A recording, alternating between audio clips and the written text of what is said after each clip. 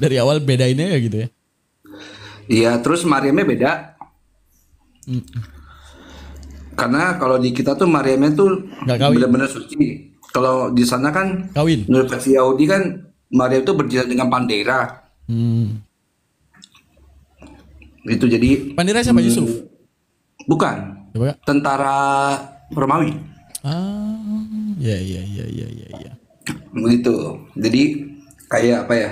Difitnah. Difitnah oleh mereka emaknya Nabi Isa gitu kan? Khususia tahu nggak khususia? Tahu, tahu. Jadi itu cuma Adam doang. Benar. Di mana Nggak akan ada terjadi lagi. Musa cuma ya Musa doang gitu loh. itu ada yang nanya tuh, di mana tertulis Bang Moto? Di di Sefaria tumpah-tumpah tuh. Kalau nggak Talmud. banyak banget di Sefaria itu banyak banget. Jadi disebutnya dengan nanti mamzer. Mamzer itu apa bahasa Inggris itu bastard. Bastard tuh ya anak haram gitu. Jadinya ya itu kayak gitu. Ah, gitu guys. Bahkan di dalam Islam, kalian jangan kebawa. Coba saya tanya ke Kimoto. Dalam Islam, Maria itu nikah sama Yusuf nggak kira-kira? Nggak ada. Kita mah nggak dinisbatkan Dijaga kelas ibunya. kesuciannya oleh Allah sampai dia mati. Agar fitnahan daripada Yahudi enggak terbukti. Paham maksudnya? Gini teman-teman. Ketika mereka memfitnah Isa anak haram, berarti mereka meyakini adanya suami dari Maria. Dalam kisah kita diceritakan kepada Nabi Muhammad, Maria ini sampai matinya enggak punya suami. Kenapa? Agar apa yang mereka tuduhkan enggak terbukti. Sekarang saya tanya ke Kimoto, selaku beliau juga paham keyahudian. Dalam pemahaman Yahudi, benar enggak Maria itu dinikahi saat lagi hamil, benar enggak? Iya. Benar. Tunangan. Benar. Bukan nikah, tunangan. Itu tujuannya dibuat ada yang menikahi Maria agar fitnahan mereka terbukti. Lah tuh buktinya ada yang tanggung jawab. Paham maksudnya? Iya, lucunya kan gini. Ini kan tunangan. Jadi proses kan Maria PB, maksudnya penelitian baru. Maria PB itu hamil kan. Tekdum. Dia tuh tekdum. Yusuf ragu-ragu tuh. Gas gak ya gitu kan. Ini anak tekdum duluan nih. Ya udah, gue tahu lu ada namanya tuh kayak roh kudus. Udah, gue tahu maksud hati lu tuh nyerahkan. Enggak, tuh anak tekdungnya tuh sama staf ketuhanan, bukan sama manusia, slow aja. Jadinya ambil dia sebagai istri gitu kan. Dia tuh set ya ambil istri, kabur ke Mesir, tak. Terus nyari penginapan, nggak ketemu-temu. Akhirnya dia harus, nah ini lucunya, baru tunangan membantu Maria melahirkan. Otomatis ngeliat gak sih kelaminnya kayak gitu-gitu? Ayo Mar, tarik, lepas. Mar, tarik, lepas. Dikit lagi Mar, palanya udah kelihatan. Tarik, lepas. Ih, pala Tuhan. Lagi Mar, slow. Tarik, lepas gitu kan. Anjir, iya. Bulat banget ya gitu ya. Nah, iya. Ibaratnya itulah Al-Quran guys. Al-Quran ini kalau kita mau ngambil apa satu kesimpulan dari Al-Quran? Kitab klarifikasi orang-orang yang telah difitnahkan padahal orang-orang tersebut adalah orang-orang yang mulia. Nggak ada lain. Jadi khabari Al-Quran itu tidak lain dan tidak bukan hanya ngasih tahu Muhammad, ini Rasulku yang telah difitnah. Kuturunkan engkau penutup Anbiya, engkau yang akan menjaga kisah mereka. Dan siapa? Umatmu nantinya. Udah. Makanya di dalam masalah apologetika ini, itu kan ada di dalam Ar-Ra'd ayat terakhir. Apa dikatakan? Kalau mereka menyangkal dirimu Muhammad sebagai Rasul, kafa billahi syahida, cukup aku menjadi saksimu. Dan kata Allah, orang nanti yang paham ilmul kitab, bukan ilmul Quran, ilmul kitab. Kalau ada alif lam pada kata kitab, merujuk kepada 4 kitab. Bahwa ditunjukkan nanti oleh Allah, nanti akan ada orang yang paham ilmul kitab. 4 kejadian dalam kitab ini. Apa yang udah terjadi? Penyelewengan apa yang telah terjadi? Dia yang akan membuktikanmu bahwa kamu adalah utusan yang terakhir. Dari mana kita tahu Nabi Muhammad utusan terakhir? Justru yang paling berbeda Islam lah. Apa paling berbeda? Saya tanya, ketika Yahudi memfitnah Noah, Ismail, Maria, Yesus dan segalanya, pandangan mereka sama, kejadiannya sama, tetap terhina. Lot berzina dengan kedua anaknya, Yahudi meyakini, Nasrani meyakini. Tapi Islam datang dengan cerita paling berbeda untuk menunjukkan ini datang dari Tuhan. Nggak ada yang bisa tahu kejadian sebenarnya dari masa dahulu kalau bukan Tuhan sendiri yang turun tangan ngasih tahu apa kejadian yang terjadi di terdahulu. Di Bible tidak diceritakan keluarga Imron. Apa itu keluarga Imron? Iya, keluarganya Maryam. Dari keturunan Imran. Kan enggak. Benar. Nah, gitu guys. Oh, surat Al-Imran ya. Gitu dia. Jadi singkatnya di Al-Quran itu bela banget Bunda Maria ini dari nubuatan Zakaria bahwa nanti akan apa?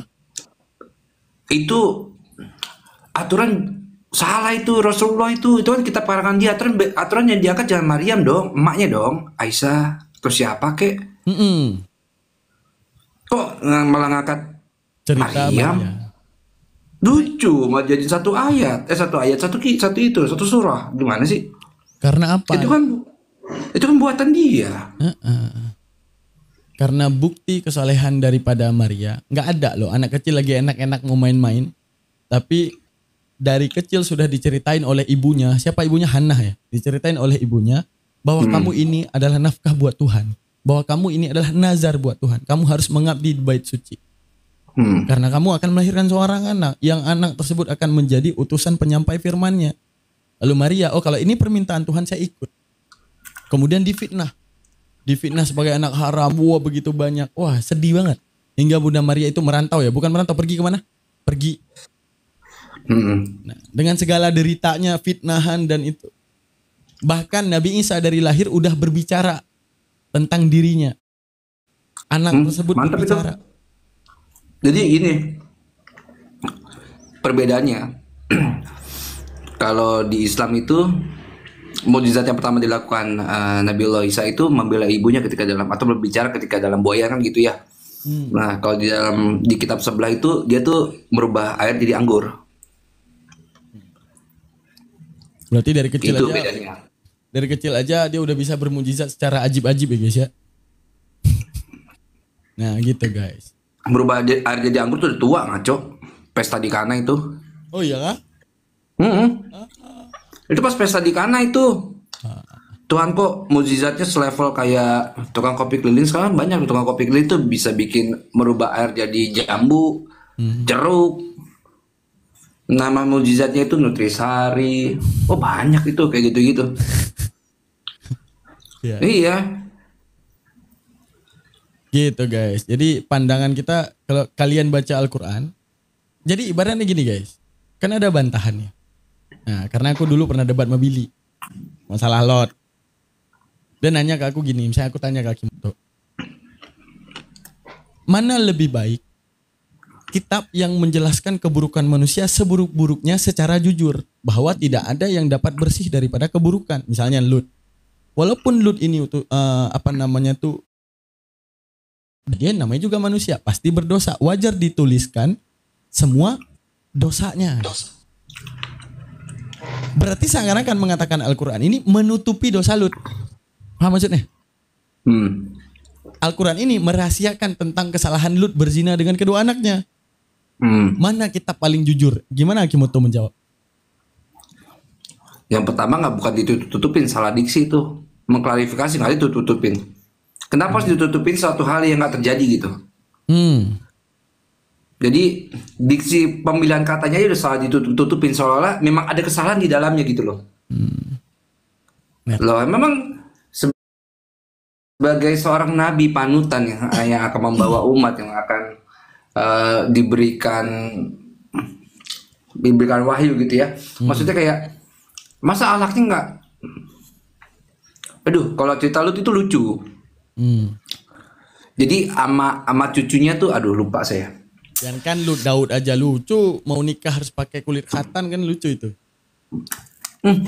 Yang lucu Noah, Noah. Noah kenapa? Noah mabok. Ah. Panjang tuh. Bugil kan. Terus Kanan. Kanan itu ngeliat bokap gue di tenda kan. Buset, bocah mabok. Mana bugil lagi gitu kan. Panggil tuh abang-abangnya. Gitu kan.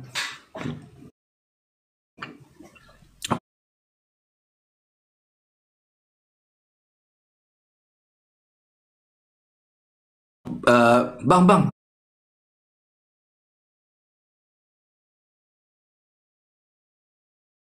apa? Bapak kita, gini deh caranya. Lu ambil anduk, gua ambil anduk. Kita bentangkan anduk, kita tutupin aurat bapak kita, tapi kita jalannya mundur sehingga kita tuh tidak melihat aurat bapak kita, gitu kan? Nah, bapak lagi kobam tuh, lagi setengah gitu kan. Anak-anaknya dua tuh mundur, bawa kain untuk nutupin auratnya. Ketika bapaknya sadar, yang dikutuk Kanaan. Lucu, Kanaan nggak ngapa-ngapain. Iya, di dalam sebuah asar apa ya? Kalau itu Haggadah namanya. Jadi kenapa Kanaan itu yang dikutuk? Kan dijelasin tuh, cuma jelasin di dalam kitabnya tuh terkutuklah Kanaan gitu kan. Jadi kenapa Kanaan itu bisa terkutuk? Jadi sewaktu bapaknya mabok, lagi tepar, si Kanaan isengnya memang di luar nalar. Isengnya tuh kayak apa ya? Lucunya tuh, maksudnya isengnya tuh gak lucu gitu. Itu masa depan soalnya. Bapaknya lagi mabok, teler, bijinya dikebiri, ada-ada aja kan. Serius. Iya, makanya dia ngambek sama si Kanaan. Pas dilihat, jibil leper gue hilang 2 nih, gitu kan. Kemarin. Berarti aku nggak terlalu baca itu. Berarti Noah mabok. Itu adanya nanti di Haggadah namanya. Itu nggak akan pernah ketemu ya di kitab yang tertulis. Tapi Yahudi yakinin ini. Yang di mana tuh? Di Midrash, Talmud atau apa? Kitab apa tuh? Haggadah itu namanya sejarah, bagian dari Talmud nanti. Oh. Jadi kisahnya tuh gini, ada orang mabok nih. Itu bapak kita tuh mabok. Agak usil nih, alah mabok, bogil lagi, gue hilangin Enggak, sebel kali ini. Kayaknya sebel si Kanaan kali ini. Bocah tiap malam mabok, panen anggur mabok. Gue kebiri nih. Nah, gue hilangin biji lepernya. Nah, begitu biji leper sadar dikutuk, anjir biji leper gue hilang gitu. Iya. Jadi ibaratnya kayak terkejut. Pas ngelihat biji lepernya hilang tuh. Iya, karena dia seorang yang dilebihkan, maksudnya tuh seorang yang punya kelebihan di mata Tuhan, dia langsung tahu ingin berbuat Kanaan gitu. Makanya waktu di kitab suci itu ditulis terkutuklah Kanaan, akan menjawab. Jadi kenapa waktu Kanaan gak ada di tenda, terus dua saudara yang nutupin, ketika bapaknya sadar, dikutuk malah Kanaan gitu. Alhamdulillah kita Islam ya guys ya. Kalau jawaban dari segi mantiknya tuh gini guys, kita bicara di jalur indikasi. Wujudnya penghinaan dengan sebut merek itu bisa jadi karena tendensius pribadi. Contoh, di zaman alhamdulillah kita Islam ya guys ya. Kalau jawaban dari segi mantiknya tuh gini guys, kita bicara di jalur indikasi. Wujudnya penghinaan dan kesalahan bahkan lebih aneh daripada Nuh. Tapi Nuh yang diangkat kisahnya. Di zaman Ismail, Abraham dan segalanya. Begitu banyak orang-orang yang berdosa tapi satu nama yang diangkat. Filosofi daripada satu nama diangkat adalah apa? Ada tendensius pribadi. Sama seperti kita nih. Saya ngomong, jangan kalian itu suka bohong ya. Kayak Akimoto ataupun kayak Daman. Nah kenapa saya sebutin kayak Daman ini? Padahal begitu banyak orang berbohong di Indonesia nih. Kalian jadi warga negara Indonesia ini jangan bohong. Contohnya Daman. Nah, detik sebutin arti contoh Daman berarti ada apa? Dari sepembicara. Ada apa maksud dari sepembicara kira-kira teman-teman? Biar Damannya kena framing jelek, benar. Begitu banyak orang yang berbohong. Tapi kalau bunyinya gini, personal benar. Kalau bunyinya gini, jangan kalian berbohong, selesai, aman. Berarti bukan wujud fitnah. Tapi kalau disebutkan, jangan kalian berbohong. Seperti Daman. Berarti si pembicara punya tendensius pribadi mengangkat kisah kotornya si Daman. Oke. Tapi kalau kebaikan, saya ngomong, kalian itu harus banyak sabar. Kayak contoh kisah hidupnya si Daman. Tujuan si pembicara apa? Coba teman-teman. Kalau kebencian mengangkat satu nama, hanya karena saya punya tendensi pribadi terhadap ini orang, makanya saya angkat namanya. Tapi kalau itu sekedar pujian, kayak saya bilang, kalian tuh harus banyak sabar. Kayak contohnya si Daman. Kenapa saya mengangkat satu nama kira-kira? Apa alasan saya mengangkat satu nama? Dan apa tujuan saya untuk pendengar dan saya ceritakan tentang Daman ini? Apa tujuannya? Apa guys? Coba. Buat panutan. Benar. Itulah Al-Quran. Itulah Al-Quran. Ketika diangkat satu nama Ismail, menceritakan tentang apa? Seberapa taat dia terhadap Tuhan, seberapa sabar dia menghadapi cobaan, seberapa patuh dia dengan perintah Allah. Untuk apa diangkat satu nama? Padahal begitu banyak orang yang baik di zamannya. Agar kalian meniru. Di antara semua orang baik, ini paling baik. Tapi kalau diangkat cerita Ismail, merupakan orang yang hina, orang yang buruk perangainya. Tujuannya apa? Memfitnah. Karena begitu banyak orang yang lebih parah daripada Ismail. Kenapa harus Ismail yang diangkat? Makanya kalau kita melihat antara Al-Quran dan kitab mereka, orang yang diangkat dengan orang yang diangkat dalam kitab sama. Dalam kitab kita itu sama. Ismail di mereka ada, di kita ada. Tapi kita wujudnya pujian, di mereka wujudnya hinaan. Maka kesimpulannya, apa yang dikatakan Allah benar. Wala talbisul haqqa bil batil wa antum ta'lamun. Apa kata Allah? Jangan kau gantikan kebenaran dengan kebatilan, padahal kamu tahu kebenarannya. Allah mereka tahu, bilang ini utusan Tuhan, kalian tahu. Tapi kalian gantikan kisahnya karena kalian benci sama ini orang kan? Maka kuturunkan Nabi Muhammad. Isi di dalam cerita Nabi Muhammad apa? Pujian. Agar kita sadar dan menggunakan akal. Ini pasti info dari Tuhan. Di balik orang yang diangkat namanya telah difitnah. Dengan segala kekejian bahkan yang gak masuk akal. Tapi ini kitab datang membela kembali. Menunjukkan apa? Ini klarifikasi yang datang dari Tuhan. Makanya ada dalam Al-Quran berkata, Am taqulu anna Ibrahim wa Ismaila wa Ishaqa wa Yaquba wa asbata qanuhu dan au nasara qul fata'lamuna amillah. Kata Allah, manusia, am taqulu, apakah kamu berkata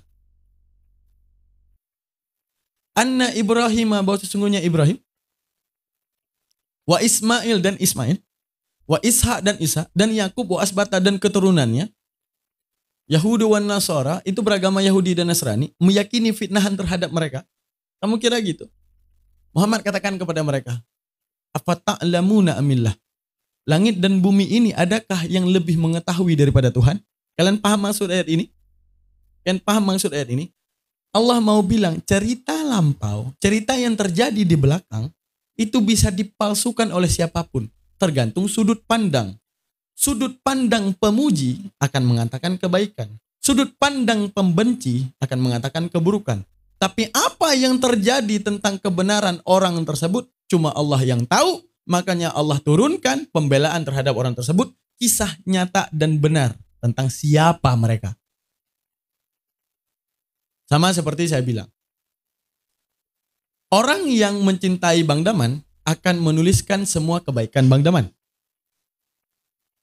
Orang yang membenci Bang Daman akan menuliskan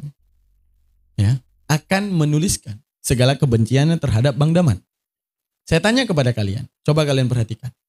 Inilah Daman. Dituliskan satu kisah tentang tentang Daman ini kepada kalian. Dituliskan satu kisah tentang Daman. Apa? Daman adalah seseorang pembegal di Tanah Abang. Pembegal nih di Tanah Abang. Dan kalian tahu siapa Daman nih? Ntar ya, saya ubah tata letak dulu. Biar kita lebih enak jelasin. Oke. Daman ini duluan ada pencatatan. Apa yang dicatat?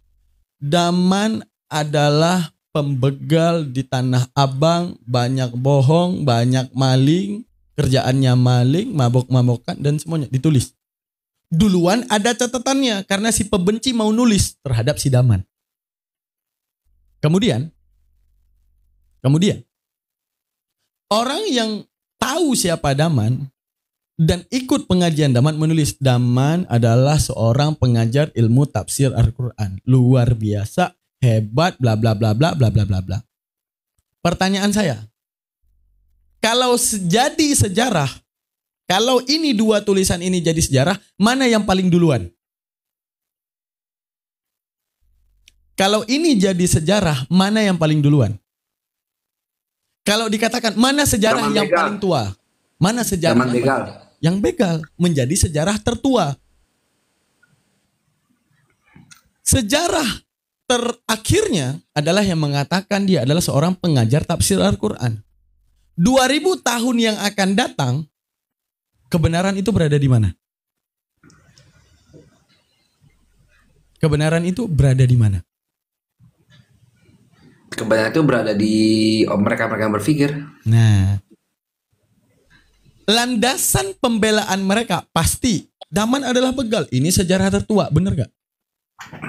Benar. Karena mereka duluan mencatat.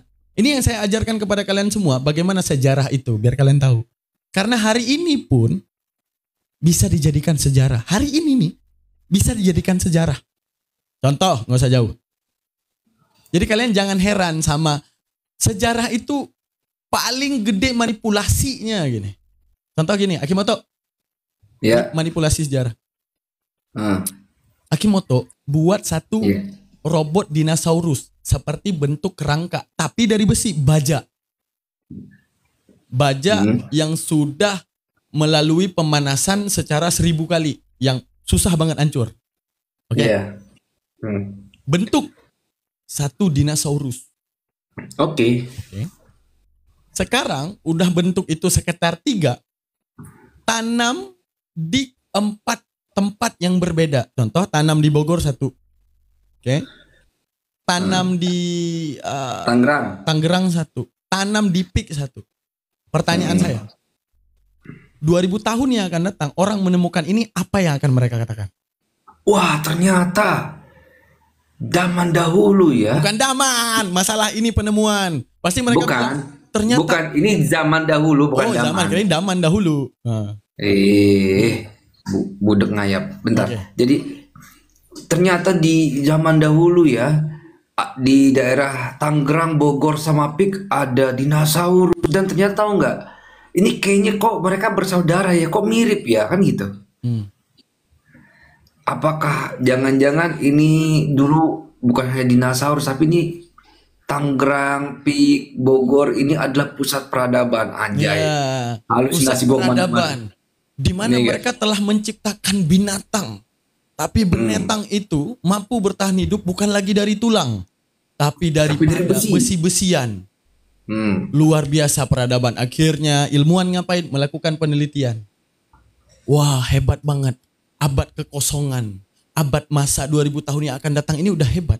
Di zaman kita melihat mobil terbang ini semuanya dari besi. Dahulu binatang saya udah jadi besi. Sehebat apa zaman itu? Padahal kita yang ingin mengelabui sejarah. Makanya saya banyak yang menentang saya, mengatakan ini Daman ini ngawur. Masa dia nggak percaya sejarah? Saya bisa mengelabui sejarah. Gitu caranya. Makanya tadi Islam ini selalunya Allah mengatakan afala yaqilun, afala tatadabbarun, bukan afala yaqraun. Karena bacaan itu bisa menipu. Bacaan itu bisa menipu. Bahwa dahulu ada gini. Tergantung perspektifnya dia yang menulis dong. Karena sejarah itu tidak akan pernah bisa bersifat objektif. Apalagi ada yang namanya pertentangan dalam sejarah. Kecuali hanya satu narasi. Itu pun persen kebenarannya 85%. Contoh, siapa Daman? Mereka tulis, Daman adalah begal. Nggak ada yang bantah dan nggak ada yang menuliskan Daman adalah orang baik. Nggak ada, cuma satu yang nulis. Dan itu pendapatnya tentang Daman dan nggak ada beda. Semua sama. 2000 tahun yang akan datang, konkret nggak sejarah ini? Konkret. Kenapa nggak ada bantahan? Benar nggak? Tapi kalian adalah orang yang paling tahu siapa Daman. Dan kalian adalah hari ini yang paling tahu siapa Daman. Dan kalian yang paling tahu tulisan itu salah.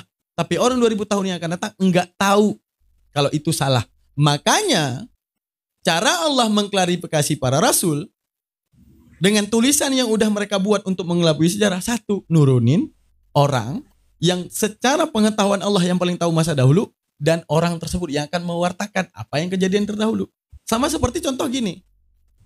Daman adalah seseorang begal, di mana kalian hari ini tahu dia bukan begal. Tapi sejarah yang tertulis itu nggak ada bantahan. Orang 2000 tahun yang akan datang mengatakan ini benar. Bagaimana agar Daman ini bisa benar-benar dipandang jadi mulia? Hanya satu. Nurunin, menciptakan seseorang yang menjadi utusan omongan Tuhan yang ngasih tahu siapa sebenarnya. Sama. Kalau Daman menjadi rasul-rasul sebelum Nabi Muhammad. Itu yang akan terjadi. Nggak ada cara membuktikan kebenaran Daman sebagai rasul sebelum Nabi Muhammad. Kecuali ada lisan perwakilan daripada Tuhan yang ngasih tahu kisah sebenarnya. Makanya jawaban dalam Al-Baqarah, Qul, katakan kepada mereka Muhammad, afata'lamuna amillah. Ada yang enggak yang paling tahu kejadian di langit dan bumi ini secara benar kecuali Tuhan. Nah itu luar biasa, itu filosofinya tinggi. Itu guys. Gitu guys. Harus harus bawa bukti yang nyata itu. Iya. Terus di bawah juga ada yang nanya, Bang siapa tuh Cici Ismail, moon landing percaya nggak Bang Daman? Kalau saya sih pendaratan di bulan nggak percaya, karena ya simple, gue nggak diajak. Kalau gue diajak ya mungkin. Nah ini jawaban tepat. Jawaban tepat dari Akimoto. Sama, pikiran kami ini sama. Kenapa? Guys, kalian pernah nonton Transformers nggak? Pernah.